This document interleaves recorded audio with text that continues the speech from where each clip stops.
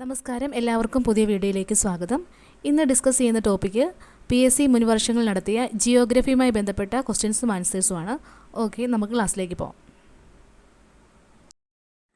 ഒന്നാമത്തെ ക്വസ്റ്റ്യൻ, മഞ്ഞുതീനി എന്നറിയപ്പെടുന്ന പ്രാദേശിക വാദം ഏതാണെന്ന് തിരിച്ചറിയുക. ആൻസർ വരുന്നത് ഓപ്ഷൻ ഡി ആണ്, ചിനൂക്ക്. അടുത്ത ക്വസ്റ്റ്യൻ, ആഗോള മർദ്ദമേഖലകളിൽ നിർവാത മേഖല എന്നറിയപ്പെടുന്ന മർദ്ദമേഖല കണ്ടെത്തുക. ആൻസർ ഓപ്ഷൻ സി ആണ്, മധ്യരേഖ ന്യൂനമർദ്ദ മേഖല. അടുത്ത ക്വസ്റ്റ്യൻ, ഇന്ത്യൻ സമയം ഉച്ചയ്ക്ക് 12 മണിയായിരിക്കുമ്പോൾ ഗ്രീനിച്ചിലെ സമയം എത്രയായിരിക്കും? ആൻസർ വരുന്നത് ഓപ്ഷൻ ബി ആണ്, 6:30 AM. ക്വസ്റ്റ്യൻ, ഈസ്റ്റിങ്ങിനെ സംബന്ധിച്ച് ചില പ്രസ്താവനകൾ താഴെ കൊടുത്തിരിക്കുന്നു. പ്രസ്താവനകൾ വായിച്ച് ശരിയായവ കണ്ടെത്തുക. ആൻസർ വരുന്നത് ഓപ്ഷൻ ബി ആണ്, 1ഉം 3ഉം പ്രസ്താവനകൾ ശരിയാണ്.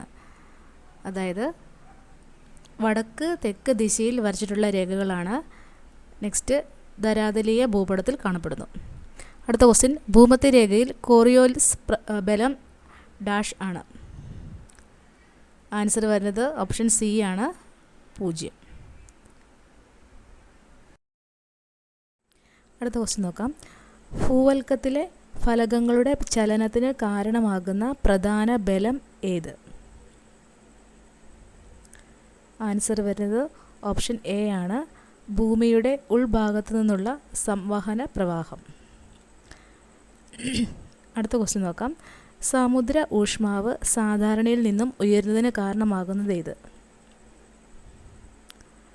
ആൻസർ ഓപ്ഷൻ ബി ആണ്, എൽ നിനോ.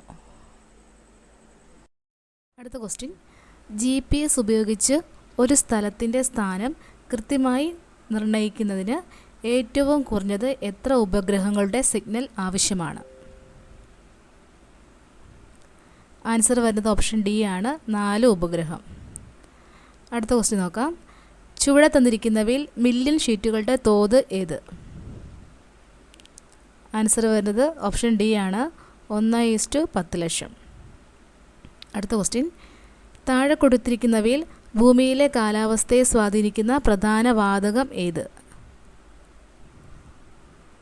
ആൻസർ വരുന്നത് ഓപ്ഷൻ എ ആണ്, കാർബൺ ഡൈ ഓക്സൈഡ്. അടുത്ത ക്വസ്റ്റ്യൻ, ഭൂവൽക്കത്തെക്കുറിച്ച് താഴെ പറയുന്നവയിൽ ശരി ഏതാണ്? ആൻസർ വരുന്നത് ഓപ്ഷൻ ബി ആണ്, 1ഉം 2ഉം.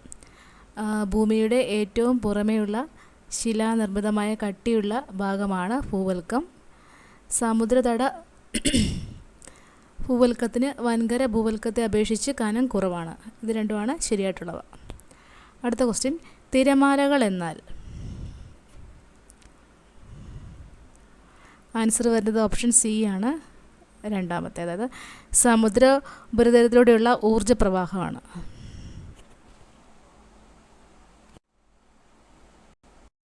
അടുത്ത ക്വസ്റ്റ്യൻ നോക്കാം.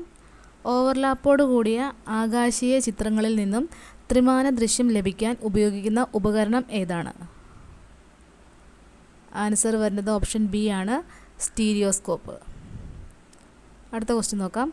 ഭൂമിയിലെ ഏറ്റവും ഉയർന്ന താപനിലയുള്ള പ്രദേശങ്ങളെ യോജിപ്പിച്ച് വരയ്ക്കുന്ന സാങ്കല്പിക രേഖ?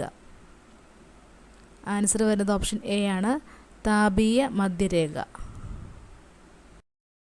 അടുത്ത ക്വസ്റ്റ്യൻ, താഴെ കൊടുത്തിരിക്കുന്നവയിൽ പ്രസ്താവനകളിൽ സൗരയൂഥത്തിൽ ആദ്യത്തെ 2 ഗ്രഹങ്ങളിൽ ഉൾപ്പെടുന്നവ ഏവ? ആൻസർ വരുന്നത് ഓപ്ഷൻ ഡി ആണ്, 1ഉം 4ഉം. അതായത് ബുധനും ശുക്രനും. അടുത്ത ക്വസ്റ്റ്യൻ നോക്കാം. അഗ്നിപർവ്വതങ്ങളിലൂടെ ബഹിർഗമിക്കുന്ന ശിലാദ്രവത്തിൻ്റെ പ്രഭവമണ്ഡലമാണ്? ആൻസർ വരുന്നത് ഓപ്ഷൻ സി ആണ്, അസ്തനോസ്ഫിയർ.